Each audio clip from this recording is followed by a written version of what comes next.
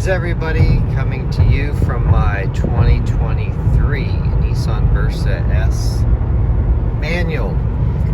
And I've done a bunch of videos about this car, but I wanted to do one specifically about the things I particularly like about this car and why these Versas have kept me interested for so long. I'm a car guy. I'm in and out of cars all the time. It's actually not unusual for me to keep a car for a couple months and then just get rid of it.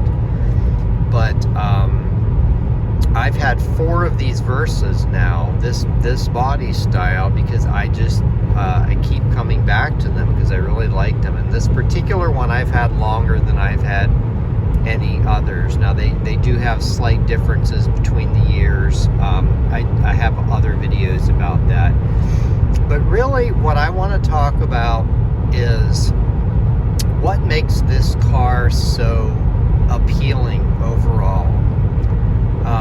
First off, it has 122 horsepower, and it comes standard with 15-inch wheels.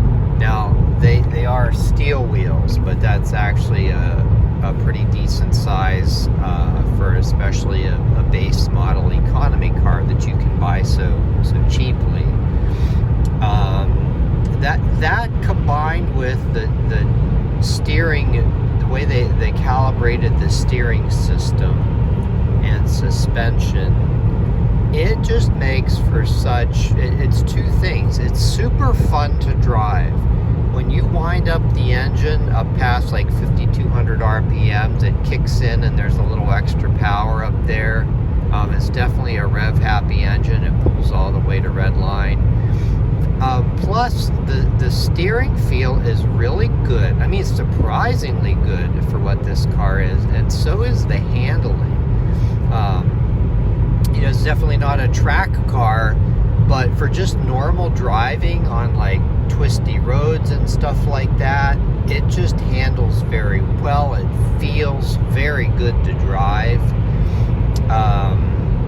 But it's also tuned soft enough that it's a pleasant long distance car. It's great on the highway.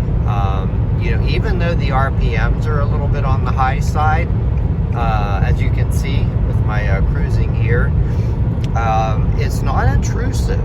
There's just a faint hum coming from the engine, and yeah, it really doesn't intrude into the cabin. The NVH, which stands for noise, vibration, and harshness, is very low on this car. It's actually very well insulated. It's just so much more car and so much more quality than you would expect for a car at this price point. I bought this new in about April of 2023 when the prices were still high on cars, and I did actually get a small discount. I got it for under $17,000 brand new. During the pandemic, you could get actually crazy good deals. One of mine, I actually paid $12,500 for it new. I don't know how they did that, but they did. Those deals, I think, are gone forever. Pretty much all of the manual transmission Versas that come into dealers are either pre-sold or sell very quickly now, so they're kind of hard to get.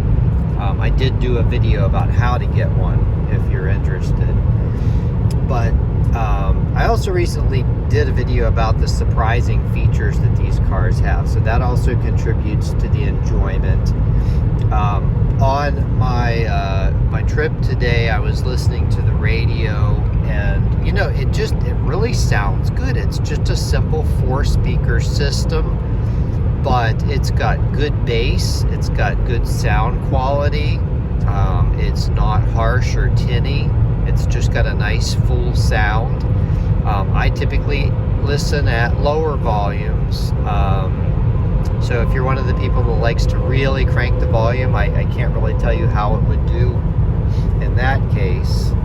But at lower volumes, like, I don't know, maybe 20 or something like that, it's enough to fill up the cabin with sound, and sound good. So, and on the highway right now, like I'm very slightly turning the steering wheel back and forth. It's tight. There's no play whatsoever. It's perfectly tight. You feel perfectly secure in this car.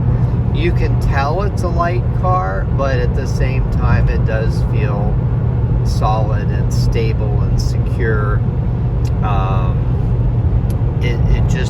It really holds its own. It's just so overall pleasant to drive for like normal driving, and fun to drive in spirited driving. And yay, we have another left lane hog here. Although they see me trying to pass, I don't know what they're gonna do. I'm just gonna keep my cruise where it's at and keep my eye on that person. I don't know what they're gonna do. But anyway, back to the topic of the car. Another great thing is just the feel of the clutch and the engagement. Somebody asked me about that on another one of my videos, and it's like right in the middle, very intuitive.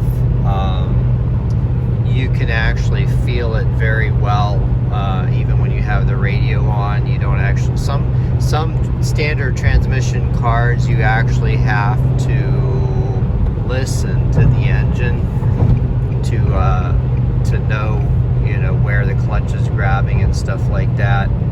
But this one you don't. You can just feel it, and it's very progressive, very linear.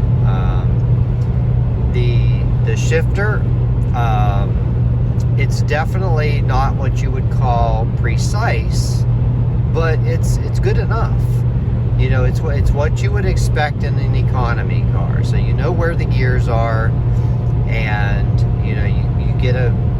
you can tell when it's in gear, and it's definitely good that way.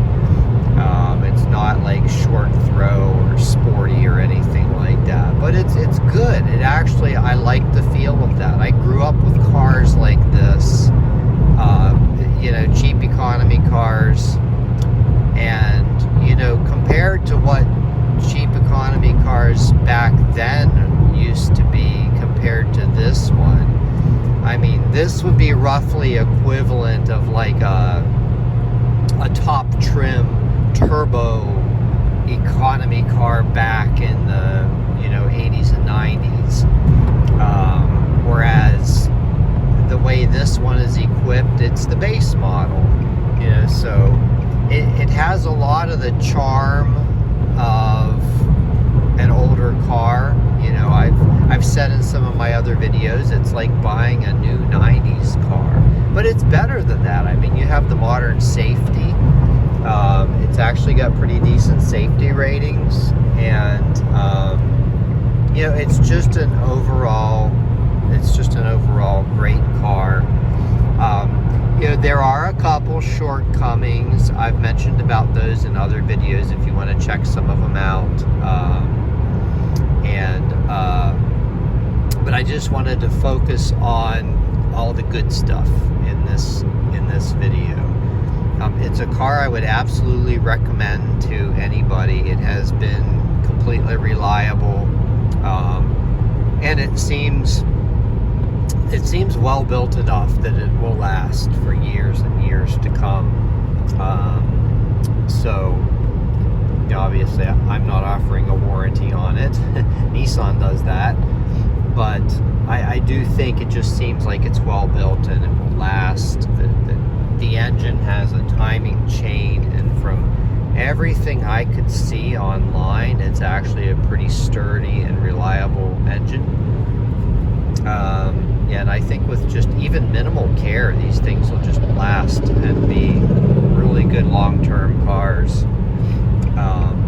All right, well, that about sums it up. So in closing, I just want to say, if you are considering buying one of these, I absolutely would recommend it. I will probably end up keeping this one, But I'm kind of nutty that way. I might actually buy an additional one and just tuck it away and store it, just for fun. It's always fun to see old cars with really low miles pop up for sale years later, and I think it might be fun to have one of these like that. I don't know if I'm going to do it with this or not, but that's a whole other topic, not relevant to this video. But anyway, thanks for listening. Have a great day.